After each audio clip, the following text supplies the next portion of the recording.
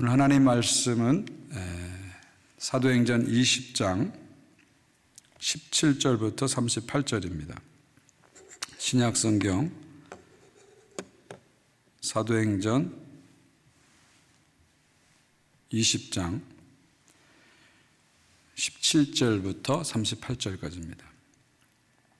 사도행전 20장 17절부터 38절까지입니다.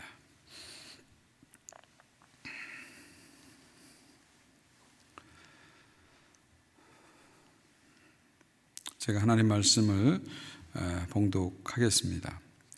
사도행전 20장 17절부터 38절입니다.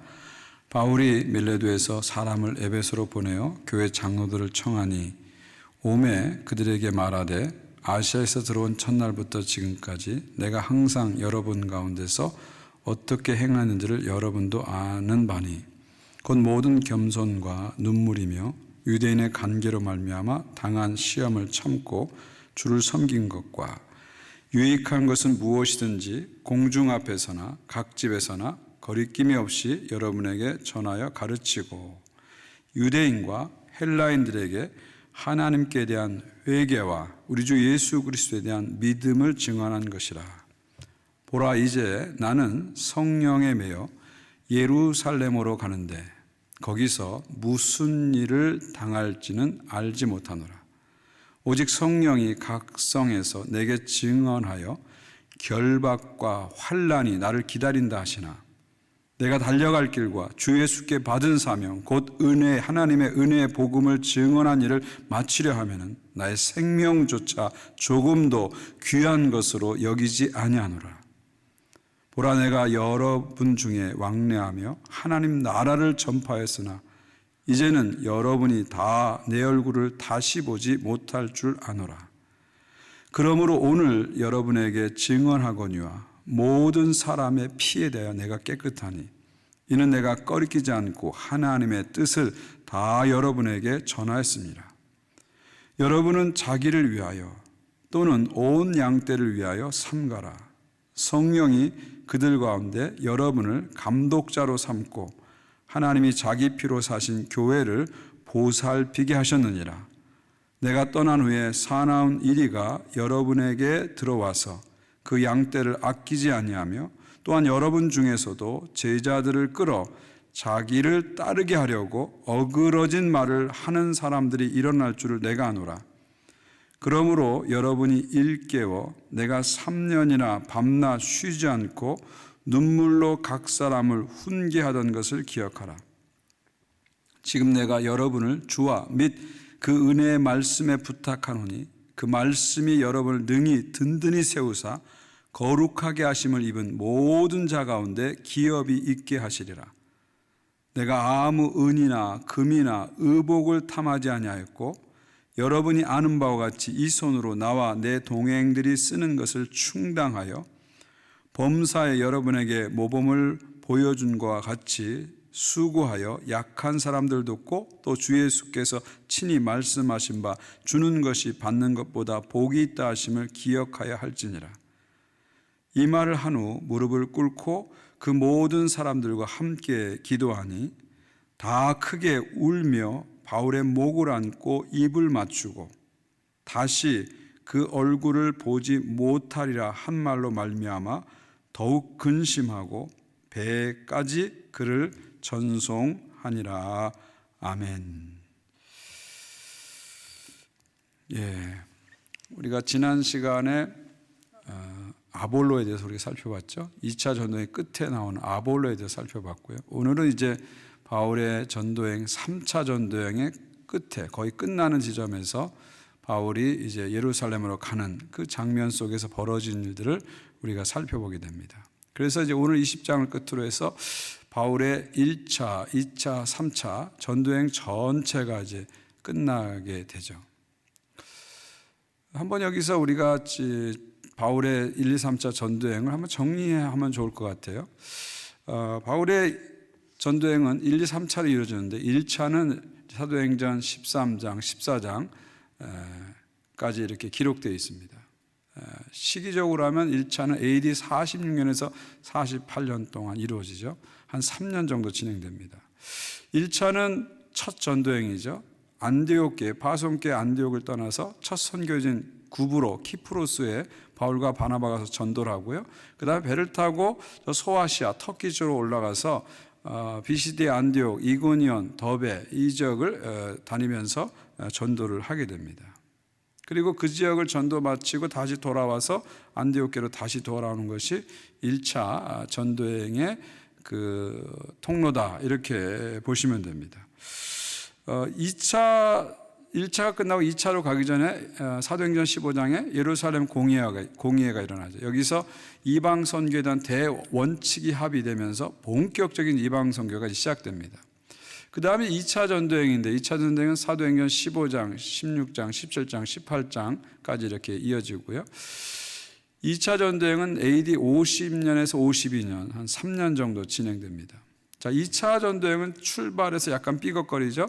바울과 바나바가 마가 유한의 동행 문제로 심히 갈등을 겪게 됩니다. 그래서 바울이 바나바하고 팀을 깨지고 누구하고 같이 갑니까? 실라와 같이 가게 되죠. 그래서 실라와 팀을 이루어 가지고 육로를 통해서 소아시아 지역을 쭉 1차 때 다녔던 소아시아 지역을 쭉 다닙니다. 그리고 계속해서 소아시아에서 아시아 쪽에서 선교를 하려고 그랬는데 성령께서 강력하게 부르셔서 어디로 가죠? 유럽으로 넘어가죠.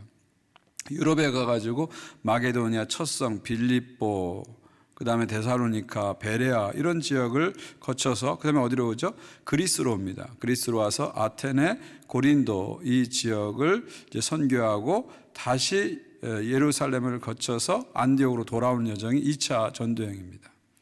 그러니까 2차 전도행에서 가장 중요한 건 뭐냐면 선교의 무대가 유럽 쪽으로 갔다는 거죠. 유럽 쪽으로 확대됐다는 거 2차 전도행이 가장 중요한 거고요. 2차 전도행에서 바울이 가장 오래 머문 곳은 어디입니까? 고린도죠. 고린도에서 1년 6개월 머무면서 고린도 교회를 세우는 것입니다. 마지막 3차 전도행이 이제 사도행전 18장 끝에부터 19장, 20장, 21장까지 3차 전도행이 계속되는데요. AD 53년에서 57년, 한 4년 정도 걸리는 전도행이 3차 전도행입니다. 이 3차 전도행은 바울이 1차, 2차 때 다녔던 지역을 다시 한번 쭉 돌아봅니다. 소아시아와 유럽 전체를 쭉 돌아보죠. 그런데 3차 전도행에서 가장 오래 머문 도시가 어디냐면 에베소입니다. 에베소에서 3년간 머물죠. 정확히 얘기하면 2년 3개월을 머뭅니다. 그래서 3차 전도행은 한마디로 에베소 사역이다 이렇게 말해도 틀리지 않습니다. 그래서 3차 전도행 에베소 사역을 다 마치고 다시 유럽 쪽으로 갔다가 돌아오는 길에 이 밀레도 항구에서 에베소 근처 밀레도 항구에서 에베소 장로들을 만나는 것이 오늘 본문의 장면이죠. 여기서 장로들과 눈물로 헤어지고 어디로 갑니까? 예루살렘으로 가죠. 그리고 예루살렘에 가서 바울이 체포당합니다. 그리고 체포당해서 어디로 압송되죠? 저 위에 북쪽에 있는 항구 도시 가이사라, 총독의 주둔지인 가이사라로 옮겨지게 되죠. 그 가이사라에서 2년 동안 거기서 아주 지루한 재판을 기다리면서 재판을 받습니다. 그리고 어디로 가죠? 드디어 로마로 갑니다. 그래서 로마에서 2년 동안 하나님 나라 복음을 전하게 되죠. 그러면서 이 사도행전 28장으로 끝이 나게 됩니다. 그러니까 바울의 전도 여행은 결국 AD 46년에서 57년까지 근 10년간의 여행이다 이렇게 볼 수 있죠. 10년간의. 우리가 보통 그런 말 하잖아요. 10년이면 강산도 변한다. 그런데 바울의 10년 전도여행은 강산을 변화시킨 것이 아니라 세계를 변화시킨 거죠. 팔레스틴 땅에 국한된 기독교가 이제 전 세계로 뻗어나가는 겁니다. 기독교의 세계화에 기초를 놓고 세계 지도를 완전히 바꾼, 세계 사상적 흐름을 바꾼, 영적 흐름을 바꾼, 문명사적으로 봤을 때도 기독교가 서쪽으로 가서 서구 문명이 기독교 문명으로 들어가는 그런 계기를 마련한 아주 역사적으로 가장 위대한 여행이다 이렇게 볼 수가 있습니다. 오늘 본문은 바로 이 10년의 1, 2, 3차 대장정을 끝내고 이제 예루살렘으로 거쳐서 이제 귀환하는 그런 길에 벌어진 일입니다. 오늘 17절을 보면은요, 드디어 바울이 이제 귀환하는 게 밀레도에 도착합니다. 밀레도는 어디냐면 항구 도시입니다. 여기서 에베소, 내륙에 있는 에베소까지는 한 45km 걸리죠. 당시에 보통 한 사람이 도보로 걸어가는 하루 길이 한 30km로 봅니다. 그래서 45km니까 하루 반 정도 걸리죠. 왕복 한 3일 정도 걸리는 그런 길이 밀레도에서 에베소 길입니다. 그런데 여기서 밀레도에서 바울이 에베소까지 가서 에베소 장로를 만날 수 있죠. 그러나 시간적으로 스케줄적으로 오순절 전에 예루살렘 도착하기 때문에 이게 스케줄을 맞지 않아요. 그래서 어떻게 합니까? 사람을 보내서 오히려 교회 장로들을 밀레도로 오게 합니다. 그래서 밀레도나 항구에서 에베소 장로들을 만나게 되는 거죠. 아마 바울도 이 가는 길에 에베소를 꼭 가고 싶었을 거예요. 자신이 3년간 정말 심혈을 기울여서 목회한 곳에 다시 한번 가보고 싶었을 거예요. 근데 스케줄이 안 되니까 장로들을 오게 해서 밀레도 항구에서 마지막 작별을 하게 됩니다. 17절에 장로란 말이 나오는데요. 이 원어로 보면 프레스비테리오입니다. 프레스비테로이. 여기서 뭐가 온 거죠? 프레스비테리안. 우리 장로교라는 말이 여기서 온 거죠. 프레스비테리안이 여기서 온 거죠. 장로란 말을 쓰게 되죠. 그 다음에 28절에 같은 대상을 가리켜서 감독이라고 합니다.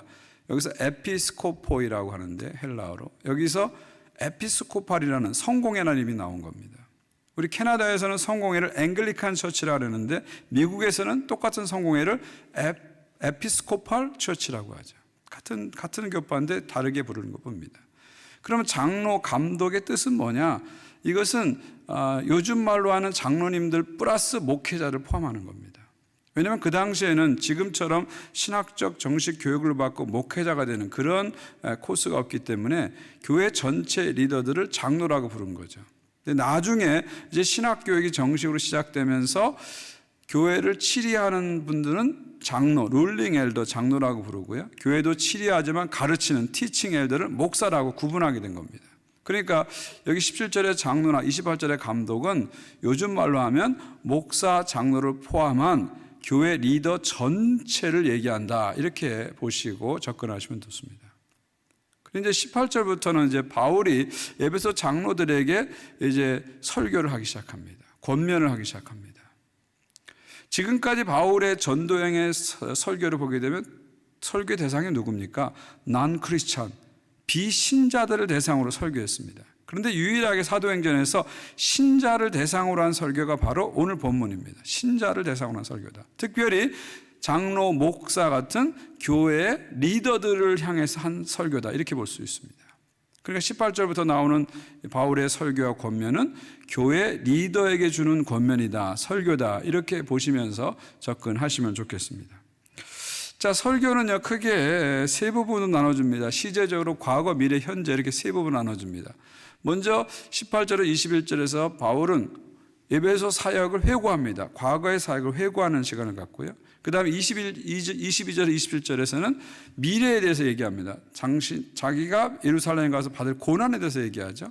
그 다음에 28절에서 35절은 에베소 장로, 현재 에베소 장로들에게 권면을 줍니다. 이렇게 세 부분으로 나눌 수가 있습니다. 먼저 과거 에베소 사역의 해석입니다. 회고입니다. 18절부터 21절인데요. 여기 18절, 19절 보면요. 첫날부터, 아시아에 들어온 첫날부터 지금까지 내가 항상 여러분 가운데서 어떻게 행하였는지를 여러분도 아는 바니 곧 모든 겸손과 눈물이며. 무슨 말입니까? 에베소에서 2년 반 있을 동안, 2년 3개월 있을 동안 바울은 눈물과 겸손으로 하나님의 말씀을 전하고 선교를 했다 하면서 자기의 과거 사역을 회고하는 것을 볼 수가 있습니다. 그 다음에 이제 22절부터 21절은 바울이 받을 장차 고난에 대해서 얘기합니다. 여기 23절 보면 오직 성령이 각성에서 내게 증언하여 결박과 환난이 나를 기다린다. 지금 내가 밀레도에서 예루살렘으로 가는데 여러 예언자들을 통해서 성령의 계시를 통해서 말씀해 주시는 건 뭐냐면 결박과 환난이 기다린다. 무슨 말이에요? 결박, 가면 나는 체포될 것이고 고난, 환난, 고난을 당할 것이다. 체포당하고 고난당할 것을 성령께서 가르쳐 주신다는 거예요. 그러니까 내 앞에 있는 길은 꽃길이 아니라 가시밭길이 펼쳐질 것이다. 바울은 그렇게 얘기합니다. 그런데 꽃길이 아닌 가시밭길을 왜 바울은 굳이 가려고 하는가? 그 이유가 24절에 나오죠. 내가 달려갈 길과 주 예수께 받은 사명 곧 하나님의 은혜의 복음을 증언한 일을 마치려 하면은 나의 생명조차 조금도 귀한 것으로 여기지 아니하노라. 이 길이 성령께서 가시라고 하는 길이고, 그리고 이 길이 사명의 길이기 때문에 비록 이 길이 꽃길이 아니라 가시밭길일지라도 나는 가리라, 이렇게 자신의 미래에 대해서 이야기를 하는 것을 볼 수가 있습니다. 그 다음에 이제 현재 28절부터 35절이 현재 에베소 장로들에게 목회적 권면을 하는 겁니다. 목회적인 권면을 하는 것이죠. 28절에 중요한 권면을 합니다. 28절 보십시오. 여러분은 자기를 위하여 또는 온 양떼를 위하여 삼가라. 성령이 그들 가운데 여러분을 감독자로 삼고 하나님이 자기 피로 사신 교회를 보살피게 하셨느니라.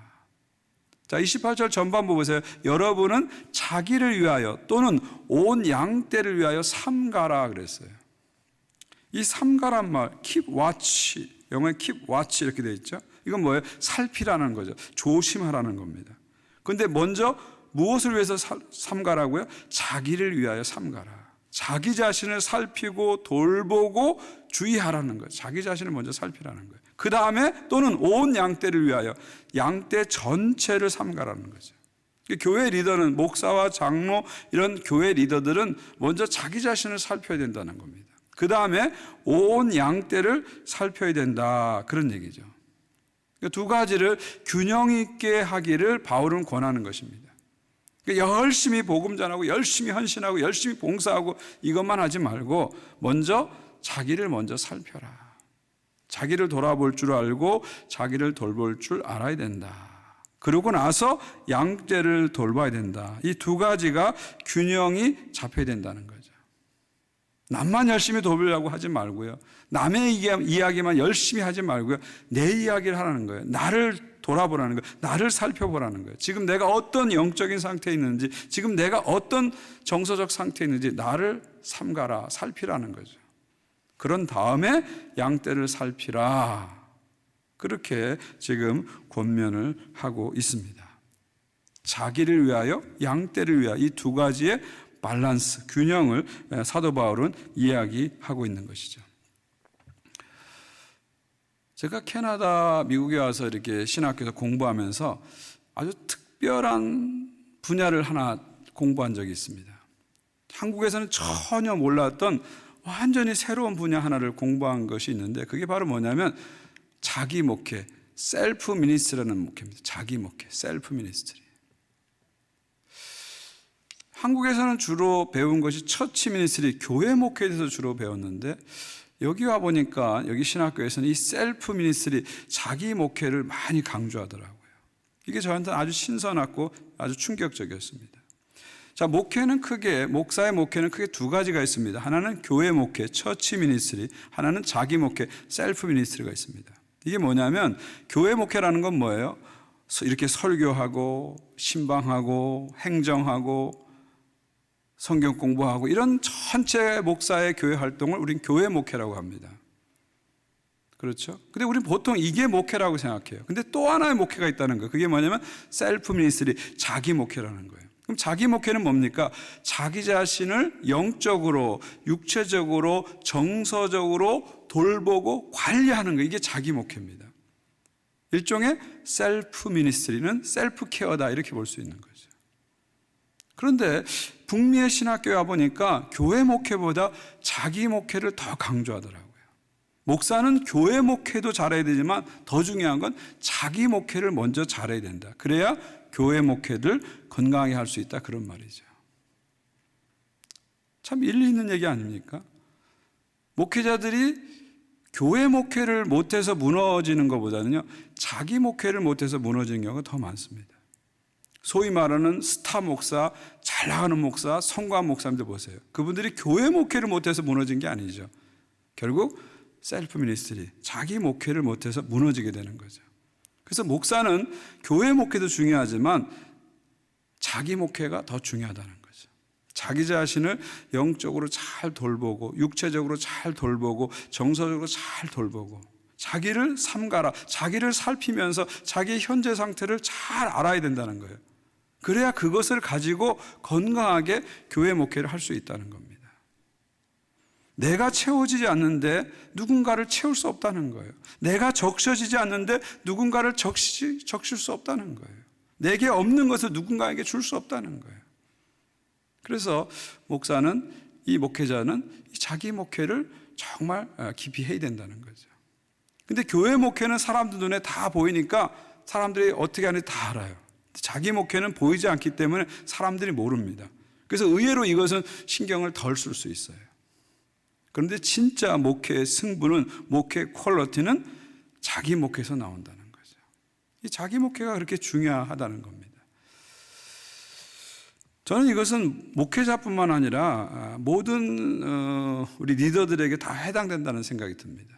우리 장로님들도 마찬가지고요. 우리 권사님들, 또 안수 집사님들, 또 우리 교회로 하면 팀장님들, 촌장님들, 그 소그룹 리더들 다 마찬가지라고 생각됩니다.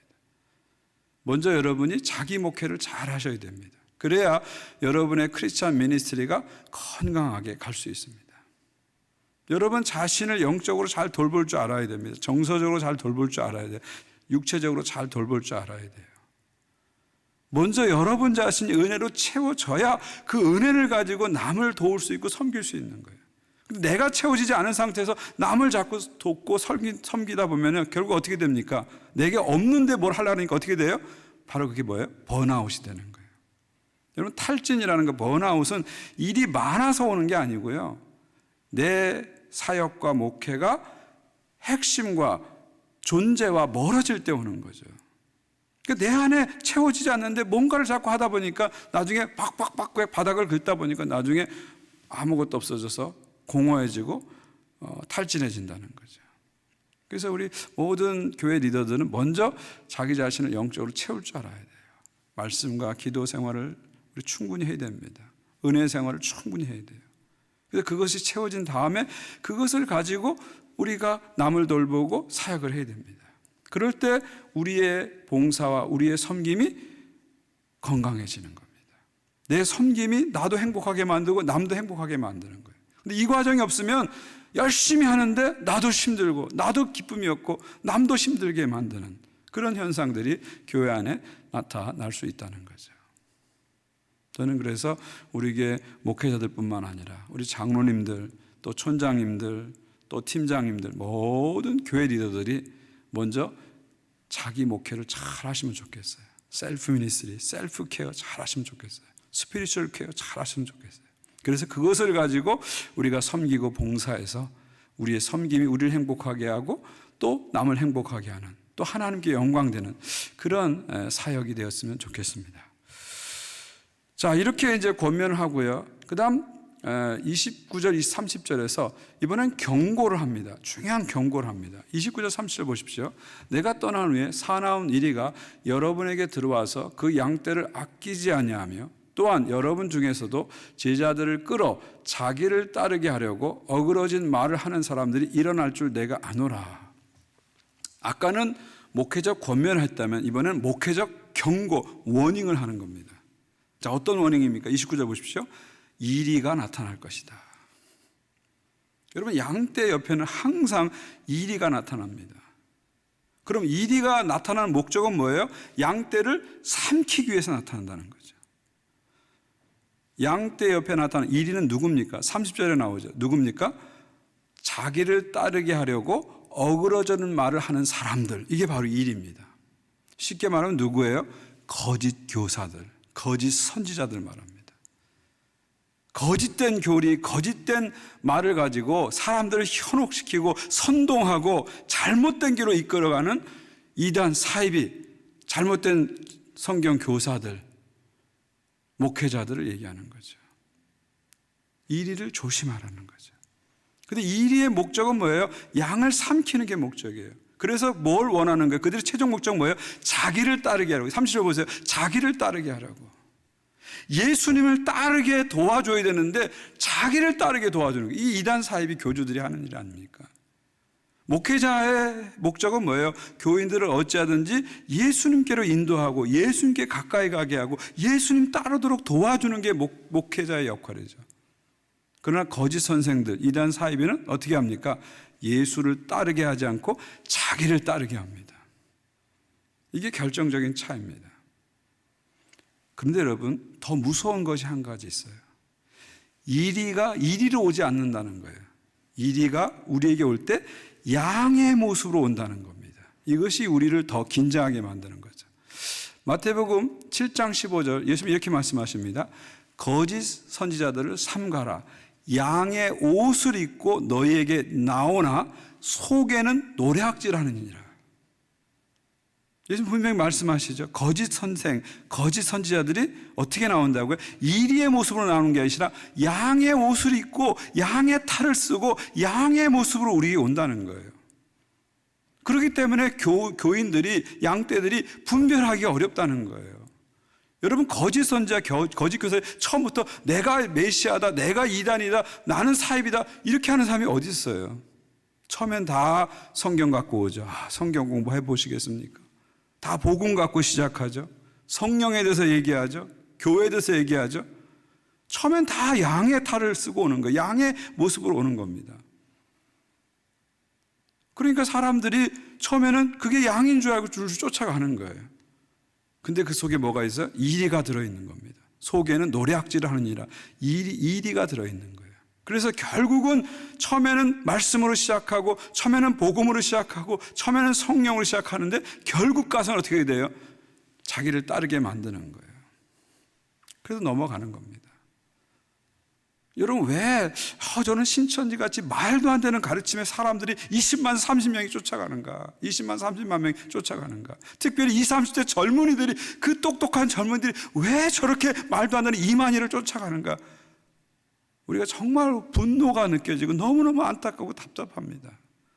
또 기성교회가 반성도 하게 되고요. 왜 이런 일이 날까요? 그들이 처음에 다 양의 옷을 입고 오기 때문에 분별하지 못하는 거예요. 요즘 이 시대에는요, 분별이 절대적으로 필요합니다. 스피리추얼 디서먼트, 영적 분별이 절대적으로 필요합니다. 그냥 성경 공부하자고 다 쫓아가지 마세요. 뭐 성령 한다고 다 쫓아가지 마세요. 여러분, 유튜브 보실 때도 막 기독교, 예언 뭐 이런 거 나온다고 다 눌러보지 마시라는 거예요. 제가 보니까요, 이단들이 만든 영상이 더 잘 만들어요. 어떻게 보면 그냥 정통교회보다 더 잘 만들고요. 뭐 그래픽 쓰는 거나 영상 보면요, 야, 여기가 정통 같아요. 오히려 건강한 교회들은 좀 퀄리티가 떨어져요. 거꾸로 보면, 제가 보니까, 거꾸로 보니까. 그러니까 그런 거 보고 여기가 뭐 진짜인지 알고 한 번 눌러보다면 두 번 눌러보게 되고요. 이거 보면 그 다음 거 보게 되고, 그 다음 보면 그 다음 거 보게 되고, 그러다 보면 나도 모르는 사이에 잘못된 성경 사상과 잘못된 이단 사상에 들어가게 되는 거예요.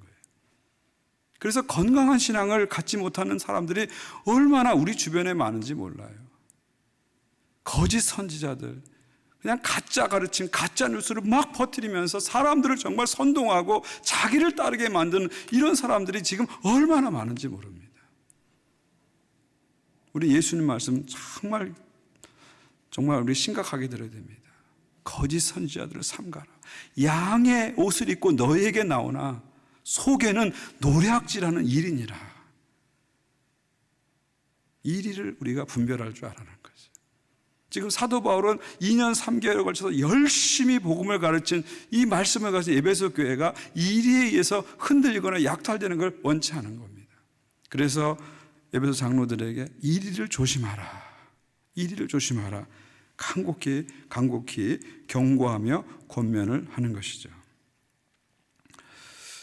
그 다음에 32절 아주 중요한 말씀입니다. 저는 오늘 전체 말씀 중에서 가장 중요한 말씀이다. 요절이 되는 가장 중요한 말씀이 32절이라고 봅니다. 32절 제가 읽습니다. 지금 내가 여러분을 주와 및 그 은혜의 말씀에 부탁하노니 그 말씀이 여러분을 능히 든든히 세우사 거룩하게 하심을 입은 모든 자 가운데 기업이 있게 하려 하시니라. 자, 이제 바울이 에베소 장로들 이제 마지막 보고 이제 떠나는 장면입니다. 떠나면서 마지막 말을 하는데 어떻게 말합니까? 나는 에베소 교회를 여러분 장로님들에게 부탁합니다. 여러분 장로님들이 이 에베소 교회를 맡으셔야 됩니다. 에베소 교회를 책임져야 됩니다. 나는 에베소 교회를 에베소 장로님들에게 맡깁니다. 이렇게 말하고 떠나지 않습니다. 오히려 뭐라고 말하죠? 내가 여러분 누굽니까? 장로들, 에베소 장로들을 누구한테 부탁해요? 주와 및 은혜의 말씀에 부탁한다고 그러죠. 교회를 에베소 장로에게 부탁하는 게 아니라 에베소 장로들을 주님과 주님의 은혜의 말씀에 부탁하고 있는 것을 볼 수가 있죠. 그럼 왜 바울은 에베소 교회 장로들을 말씀에 부탁을 하고 있을까요? 그 이유는 뭘까요? 여러분을 능히 든든히 세우사. 무슨 말입니까? 결국 에베소 장로들을 든든히 세우는 것은 뭐라고요? 하나님의 말씀이다.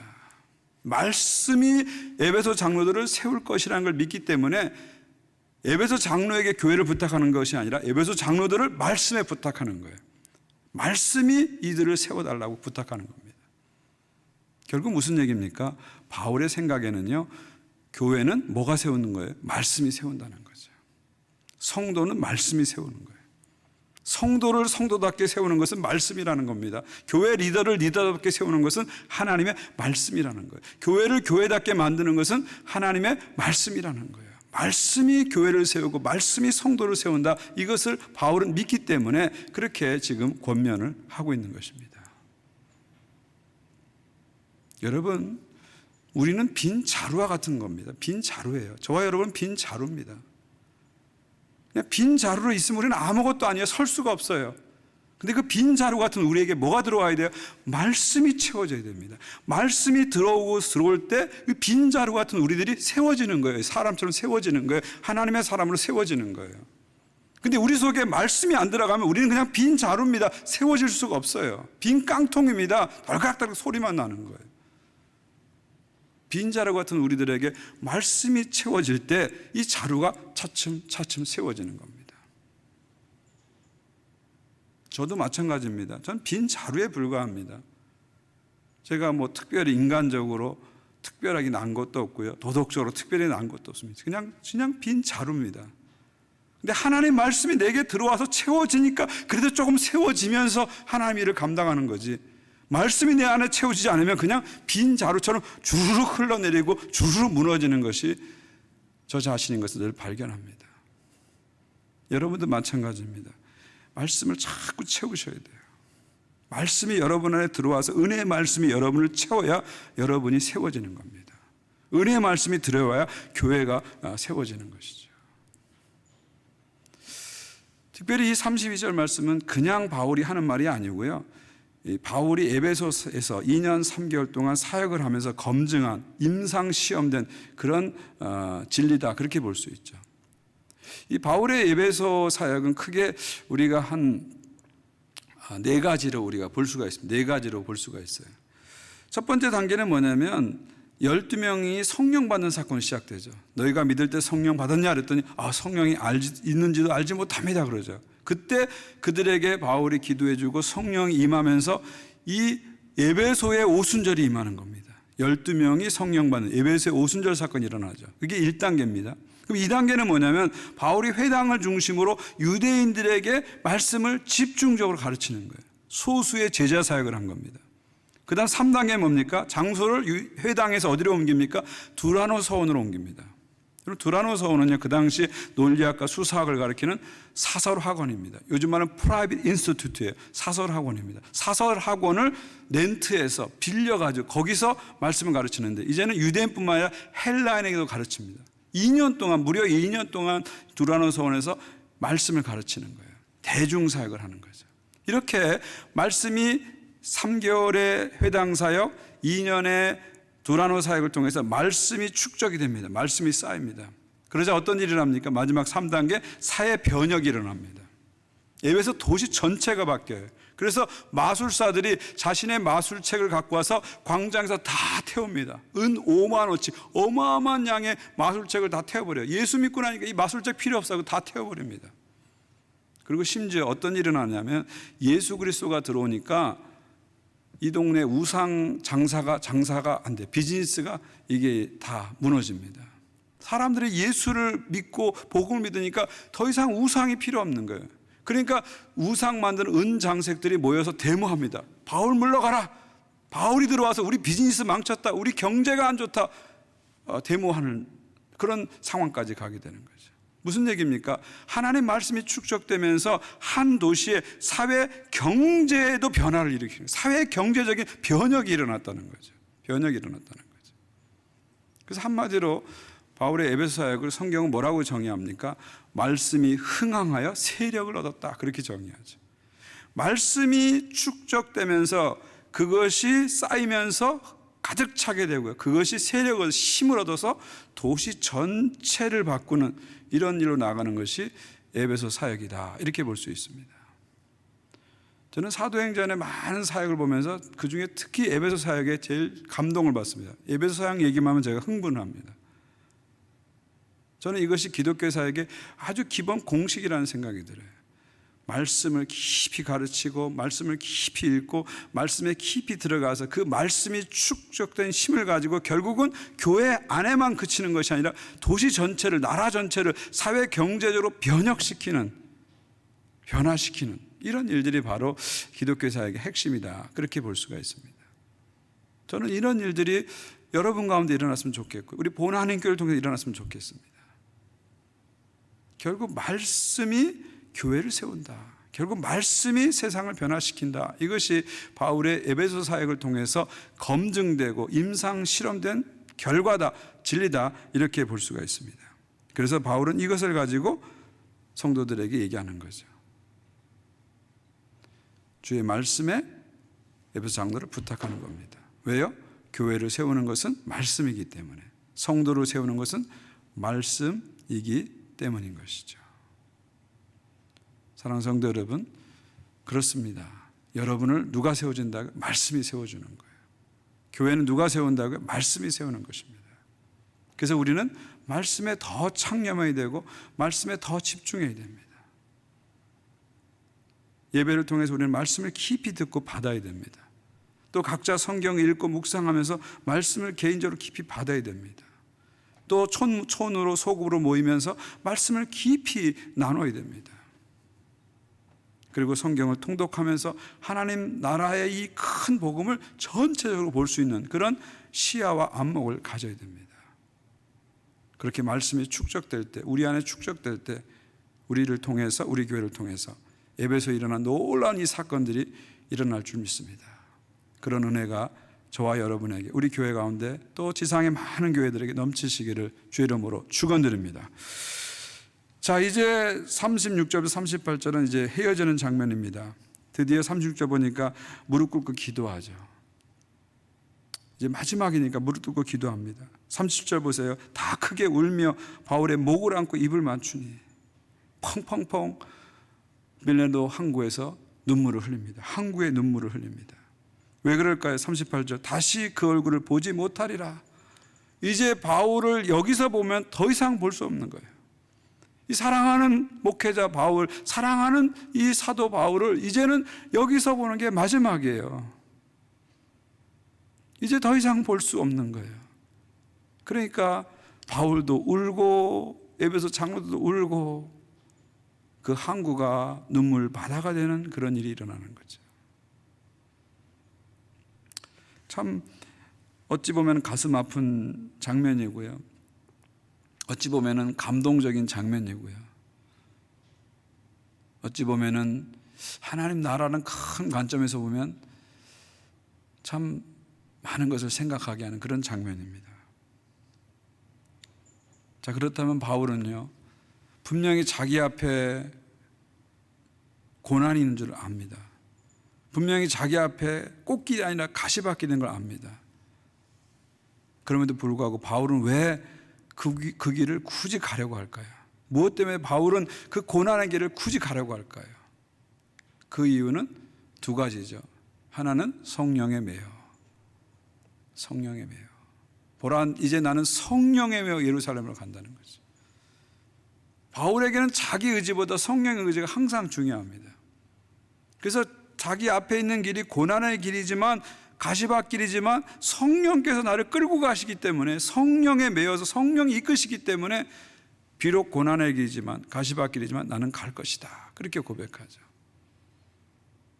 또 바울은 왜 고난의 길을 가려고 합니까? 24절 보십시오. 내가 달려가기 주 예수께 받은 사명 곧 하나님의 은혜의 복음을 증언하는 일을 마치려면 나의 생명조차 조금도 귀한 것으로 여기지 아니하리라. 두 번째 뭐예요? 사명 때문에 그렇게 가는 거죠. 이렇게 가는 것이, 예루살렘을 통해서 로마를 향해서 가는 것이 하나님의 사명이기 때문에, 로마에까지 가서 복음을 전하는 것, 하나님 나라 복음을 전하는 것이 하나님의 사명이기 때문에 자기는 간다는 것이죠. 결국 바울이 앞에 고난이 있지만 그래도 걸어가는 이유는 두 가지죠. 하나는 성령, 하나는 사명. 성령에 매여 사명에 매여 그 길을 걸어가는 것입니다. 여기서 우리는 중요한 한 가지를 깨닫게 됩니다. 여러분이 성령이 이끄는 길을 간다고 할지라도 거기에는 고난이 있을 수 있다는 거예요. 여러분이 사명의 길을 간다고 할지라도 거기에는 고난이 있을 수 있다는 거예요. 우리는 내가 성령께 이끌려가면 평탄한 길을 갈 것이다, 편안한 길을 갈 것이다, 그런 기대를 갖습니다. 꼭 그렇지 않다는 거예요. 성령이 이끄시는 길인데도 그것이 가시밭길이 될 수 있고 고난이 될 수도 있다는 거예요. 성도들이 성령께서 이끄시면, 주님이 가라는 길 가면 내가 형통할 거야, 내가 잘 될 거야, 이렇게만 기대하게 되면요, 우리 신앙에 문제가 생깁니다. 그래서 내 삶에 조금이라도 어려움이 생기게 되면 어떻게 생각합니까? 하나님 나를 사랑하지 않는 것 같아. 하나님의 사랑을 의심하게 되죠. 또 시험에 빠지게 되죠. 그리고 좌절하고 낭망하게 되죠. 또 어떤 사람들은 자신의 삶에 어려움이 오게 되면 내가 하나님의 길을 가고 있지 않는가 아닌가, 그런 혼동이 오게 됩니다. 또 어떤 사람들은 내가 뭔가 잘못해서 이런 어려움이 온 게 아닌가, 내가 뭔가 심판을 받아서 이런 일이 생긴 게 아닌가, 그렇게 자동적으로 생각합니다. 그렇지 않다는 거예요. 내가 하나님과 함께 가는 길을 갈지라도 고난이 오고 어려움이 오고 핍박이 오고 가시밭길을 갈 수 있다는 겁니다. 여러분, 바울을 보십시오. 그의 인생길이 꽃길이었습니까?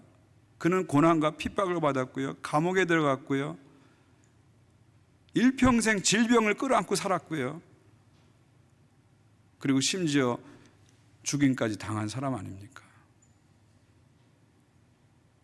그런데 그가 잘못된 길을 간 거 아니잖아요. 내가 주님과 동행하는 길을 갈지라도, 성령을 따라 갈지라도, 사명의 길을 갈지라도 고난이 올 수 있다, 핍박이 올 수 있다, 어려움이 올 수 있다. 이것을 우리는 받아들여야 됩니다. 그래야 우리 삶에 어려움이 오고 고난이 온다고 우리가 쉽게 좌절하고 쉽게 의심하고 쉽게 무너지지 않는 거죠. 우리가 왜 어려운 길이지만, 힘든 길이지만 이 길을 가야 됩니까? 그 이유는 성령과 사명 때문이죠.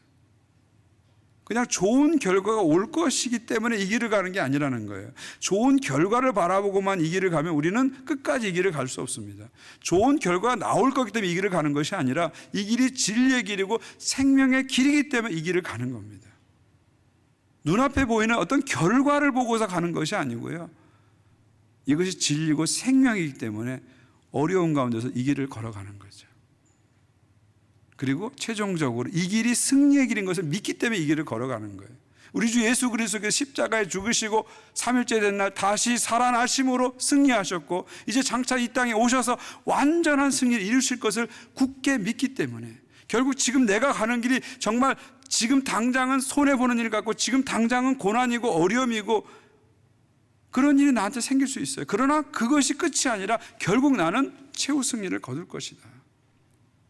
그래서 눈앞에 있는 결과에 일희일비하지 않고, 눈앞에 있는 어떤 성패에 따라서 좌지우지 되지 않고요, 비록 이것이 고난의 길일지라도 좁은 길일지라도 주님의 길이기 때문에 뚜벅뚜벅 걸어가는 것이죠. 이것이 바울의 신앙이고 결국 우리들이 걸어가야 할 신앙의 길이라고 믿습니다. 사랑하는 성도 여러분, 우리가 삶을 살아가면서 예기치 않은 어려움들이 있습니다. 또 우리가 주님께 헌신하면서도 또 뜻밖의 고난을 당하기도 합니다.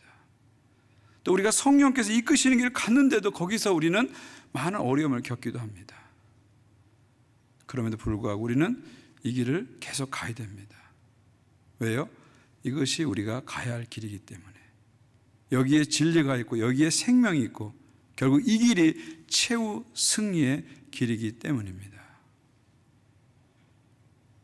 고난이 앞에 있지만 그 고난을 피하지 않고 뚜벅뚜벅 예루살렘을 향해서 걸어가는 바울을 보면서 우리 믿음의 자세를 새롭게 하길 바랍니다.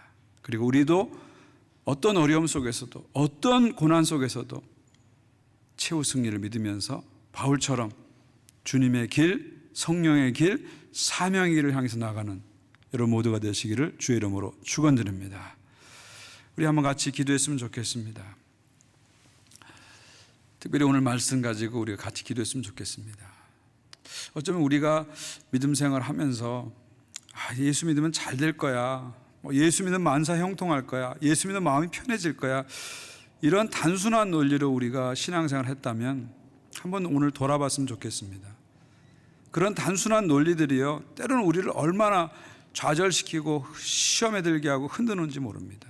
그런 단순한 논리가요, 우리 삶에 어려움이 생길 때마다 내가 뭔가 잘못한 거 아니야, 내가 심판받는 거 아니야, 이런 생각을 자동적으로 하게 만듭니다. 그러나 하나님 말씀은 그렇게 말하지 않죠. 우리가 가는 길이 좁은 길이고 또 고난의 길이다. 그러나 이 길이 진리고 생명의 길이고 승리의 길이다, 그렇게 말합니다. 그래서 우리는 어떤 상황이 우리에게 올지라도, 어떤 결과가 우리에게 올지라도 이것이 진리고 생명이고 승리의 길이기 때문에 끝까지 이 길을 걸어가야 한다는 것이죠. 오늘 이 시간 기도하면서 그런 단단한 믿음으로, 담대한 믿음으로 저를 덧입혀 주시옵소서. 지금 우리 눈앞에 펼쳐지는 많은 어려움들, 이해되지 않고 해석되지 않은 많은 어려움들, 또 계속 이어지는 이 코로나 바이러스 사태들을 보면서 우리가 주님의 그 뜻을, 더 깊은 뜻을 생각하면서 끝까지 승리의 길로, 믿음의 길로 나가는 우리가 되게 달라고 우리 간절히 기도했으면 좋겠습니다. 그리고 한 걸음 더 나가서 한 가지 더 기도할 것은 우리 교회가 말씀의 교회로 서게 해 주십시오. 여러분, 교회는 빈 자루입니다. 성도는 빈 자루예요. 말씀이 안 채워지면 교회는 설 수 없습니다. 성도는 설 수 없습니다. 우리 교회가 말씀의 교회가 돼서 말씀이 늘 채워져서 그래서 세워지는 교회, 그리고 그 말씀의 축적을 통해서 세상을 변화시키는 교회 되게 해달라고 우리 교회를 위해서 같이 기도했으면 좋겠습니다. 함께 기도하겠습니다. 하나님 아버지, 감사합니다. 오늘 말씀을 통해서 우리가 어떤 길을 걸어가야 될지 알려주셔서 감사합니다. 바울이 비록 고난이 앞에 있지만은 그 길을 피하지 않고 뚜벅뚜벅 걸어가는 것을 봅니다.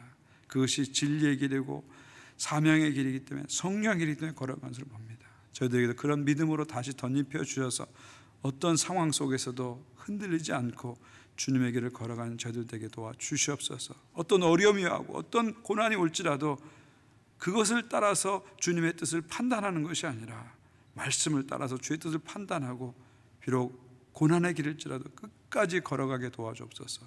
십자가에 죽으시고 부활하심으로 승리하신 예수 그리스도의 최후 승리를 믿으면서 눈앞의 결과와 성패에 좌우되지 않고 끝까지 진리의 길을 걸어가는 성도들 되게 도와주시옵소서. 주님, 간절히 기도합니다.